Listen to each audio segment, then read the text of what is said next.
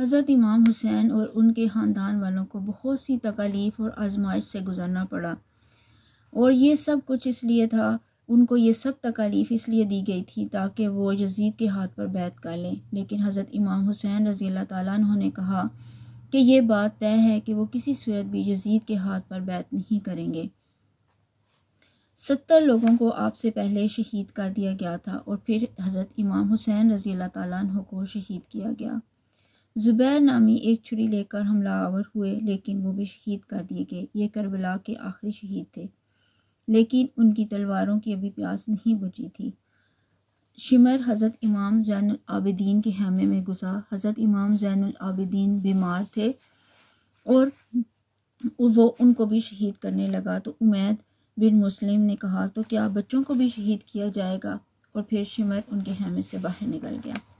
عمر بن سعد کے حکم نامے سے مقدس لاشوں پر گھوڑے دوڑائے گئے، حتیٰ کہ ان کی ہڈیاں بھی چور چور ہو گئیں، اور شہیدوں کے سر نیزوں پر چڑھا دیے گئے۔ فتح کے نغارے بجنے لگے، جشن منائے گئے، اور یہ قافلہ کربلا سے کوفے کی جانب روانہ ہوا۔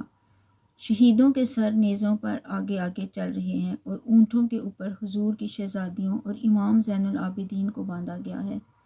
یہ تقدس مآب قافلہ کوفے پہنچتا ہے۔ ابن زیاد بہت خوش تھا، جیسے اس نے بہت بڑا کام کیا ہو۔ نواسۂ رسول کا سر ایک تشت میں رکھا اس کے سامنے تھا۔ وہ چھڑی سے آپ کے دانتوں اور ہونٹوں مبارک پر ضرب لگاتا۔ حضرت زید بن ارقم رضی اللہ تعالیٰ عنہ اس مجلس میں موجود تھے۔ غصے سے آپ کا بدن کانپ رہا تھا۔ آپ نے کہا، ظالم، چھڑی کو یہاں سے ہٹا لے، میں نے خود رسول اللہ صلی اللہ علیہ وآلہ وسلم کو ان ہونٹوں کو چومتے دیکھا ہے۔ ابن زیاد غصے سے بولا، اگر تو بوڑھا نہ ہوتا تو میں تیری گردن اڑا دیتا۔ حضرت زید بن ارقم روتے ہوئے دربار سے باہر نکلے اور ساتھ ہی اہل کوفہ کو مخاطب کر کے کہا، اہل کوفہ، تم نے حسین ابن علی کو شہید کر دیا اور ابن مرجانہ کے غلام بن گئے۔ حضرت زینب سلام اللہ علیہ کو ایک کونے میں بیٹھی تھی، پرانے کپڑوں میں ملبوس۔ ایک وہ وقت بھی تھا کہ سیدہ زینب سلام اللہ علیہ جب کوفے میں آئیں، سید علی مرتضیٰ رضی اللہ تعالیٰ عنہ کی دور حکومت تھی۔ اس وقت کوفے کی معزز خواتین نے ان کا استقبال کیا۔ رسول اللہ صلی اللہ علیہ وسلم کی شہزادی سیدہ فاطمہ الزہرا کا عکس تکریم اور عزت سے استقبال کیا گیا۔ آج وہی کوفہ ہے، وہی در و دیوار ہیں۔ آج زینب کے ساتھ حسین ابن علی کا کٹا ہوا سر، پرانے کپڑوں میں ملبوس، آج اسی کوفہ میں داخل ہوئی ہیں۔ دارالامارات کے ایک کونے میں تشریف فرما ہے کہ زیاد پوچھتا ہے کہ یہ خاتون کون ہے؟ آپ خاموش رہیں۔ اس نے 3 دفعہ آپ سے سیم سوال کوشچن کیا، لیکن آپ نے کوئی جواب نہ دیا۔ پھر ایک لونڈی نے کہا کہ یہ زینب بنت علی ہیں، تو اس کے سامنے حضرت امام حسین کا سر کٹا ہوا پڑا تھا۔ وہ حضرت زینب سے مخاطب ہو کر کہنے لگا کہ اللہ نے تمہیں شکست دی اور یزید بن معاویہ کو فتح عطا کی۔ تو حضرت زینب رضی اللہ تعالیٰ عنہ نے دربار ابن زیاد میں ایک خطبہ عطا کیا۔ زینب بول رہی تھی اور لگ رہا تھا کہ شیر علی بول رہے ہیں۔ وہی انداز تھا جو مولا علی کا انداز ہوا کرتا تھا۔ یہ خطبہ بامر مجبوری تھا، ابن زیاد کی خرافات کا جواب تھا۔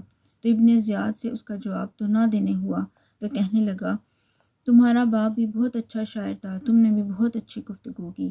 حضرت زینب علیہ السلام نے فرمایا، ہمیں اس گفتگو سے کیا غرض؟ یہ تو ایک حقیقت ہے جو میں نے بیان کی ہے۔ امام زین العابدین بھی آپ کے پاس موجود تھے۔ وہ پوچھنے لگا، یہ لڑکا کون ہے؟ تو امام زین العابدین نے فرمایا، میں علی بن حسین ہوں۔ تو اس نے کہا کہ انہیں تو قتل کر دیا گیا تھا۔ تو آپ نے جواب دیا، وہ میرے بھائی تھے، میرا نام بھی علی ہے۔ تو اس نے کہا، اس لڑکے کو لے جاؤ اور قتل کر دو۔ حضرت زینب رضی اللہ تعالیٰ عنہا امام زین العابدین کے ساتھ چمٹ گئیں اور کہنے لگیں، اگر تم اسے قتل کرو گے تو اس کے ساتھ مجھے بھی قتل کرنا۔ ابن زیاد نے کہا، سچ کہتی ہے، واقعی اس کے جذبات رہی ہیں۔ اور پھر وہ الصلاۃ جامعہ کی پکار کے ساتھ مسجد کوفہ میں آ گیا۔ کوفہ کے لوگ سارے ابن زیاد کے سامنے تھے۔ امام حسین کا کٹا ہوا سر ابن زیاد کے سامنے تھا۔ اللہ نے یزید ابن معاویہ کو فتح دی اور کذاب ابن کذاب، معاذ اللہ، حسین ابن علی کو شکست دی۔ جب اس نے یہ بات کہی تو عبداللہ بن عفیف رضی اللہ تعالیٰ عنہ موجود تھے۔ وہ کھڑے ہو گئے۔ آپ نے پوری ہمت کے ساتھ جواب دیتے ہوئے کہا، حسین سچا، حسین کا باپ بھی سچا، تو جھوٹا، تیرا باپ بھی جھوٹا، اور جس نے تجھے امیر بنایا وہ بھی جھوٹا۔ ابن زیاد نے اپنے بارے میں جب یہ بات سنی تو اس نے حکم دیا ان کا سر کاٹ دیا جائے، تو پھر ان کو شہید کر دیا گیا اور ان کی لاش کو سولی پہ چڑھا دیا گیا۔ حق کی راہ کے مسافر راہ خدا میں پیش کیے جا رہے تھے۔ اہل کوفہ ڈرے ہوئے ابن زیاد کے سامنے بیٹھے تھے، اور امام حسین کے قتل کا ان کی شہادت کا تو دکھ تو تھا لیکن ہمت نہیں تھی۔ ان کی تلواریں یزید کے ساتھ تھیں اور دل امام حسین کے ساتھ رکھنے کی بات کرتے تھے۔ پھر یہ قافلہ کوفے سے چلتے دمشق کی جانب چلا۔ ایک اونٹ پر 3 لوگوں کو سوار کیا گیا۔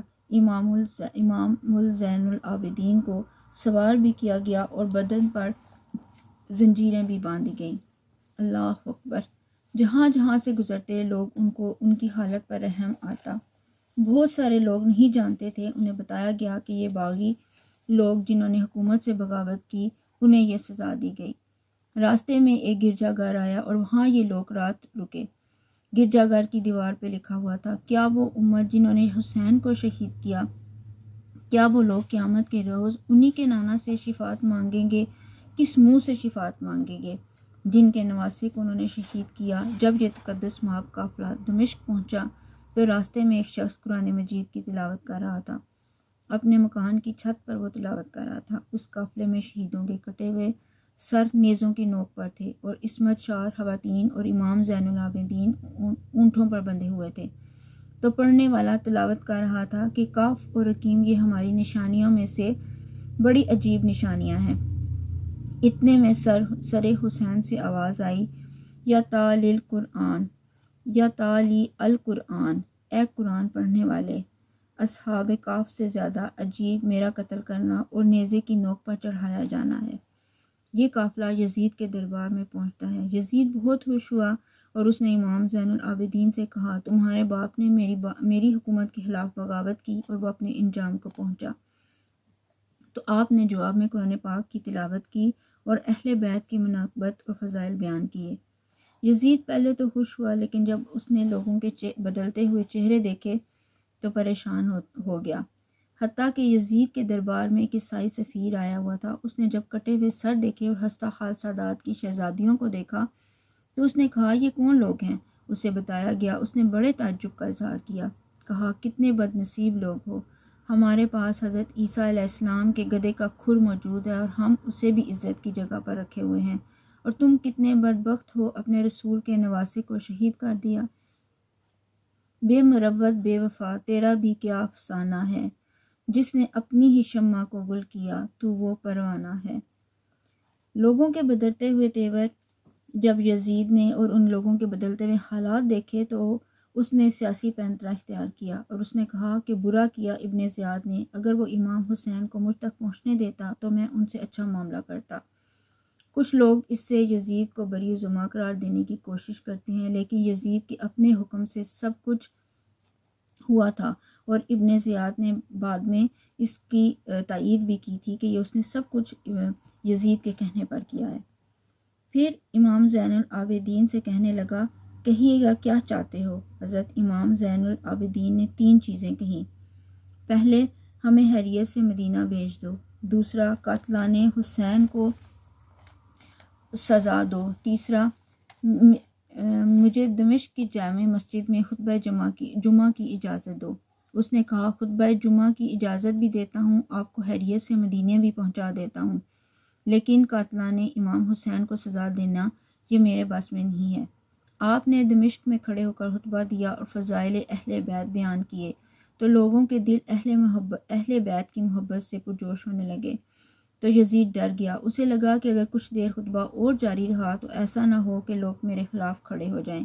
اس نے مؤذن کو اشارہ کیا اور وہ اذان دینے لگا۔ جو ہی مؤذن نے کہا، اللہ اکبر، اللہ اکبر، امام زین العابدین نے کہا، اس میں کوئی شک نہیں کہ اللہ سب سے بڑا ہے۔ پھر کہا، اشہد ان لا الہ الا اللہ۔ پھر کہا، ہم نے اس بات کی اپنے خون سے گواہی دی ہے کہ اللہ کے علاوہ کوئی معبود نہیں۔ پھر اس نے کہا، اشہد ان محمد رسول اللہ۔ پھر امام زین العابدین نے یزید کی آنکھوں میں آنکھیں ڈال کر کہا، یزید دیکھ، اذان میں تیرے نانے کا نام نہیں ہے، یہ میرے نانے کا نام ہے، تو حسین ابن علی کا نام کبھی مٹنے والا نہیں ہے۔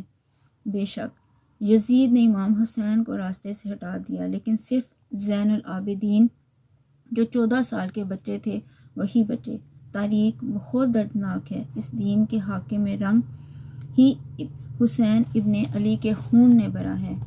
حسین اگر نہ شہید ہوتا تو آج گھر گھر یزید ہوتا، اسلام کی عظمت عیاں نہ ہوتی، خدا کے گھر میں اذان نہ ہوتی، بارے الہا نوحہ سناتا پھرتا، تا روز جزا اشک بہاتا پھرتا، امداد نہ کرتے اگر کربلا میں حسین، اسلام تیرا ٹھوکریں کھاتا۔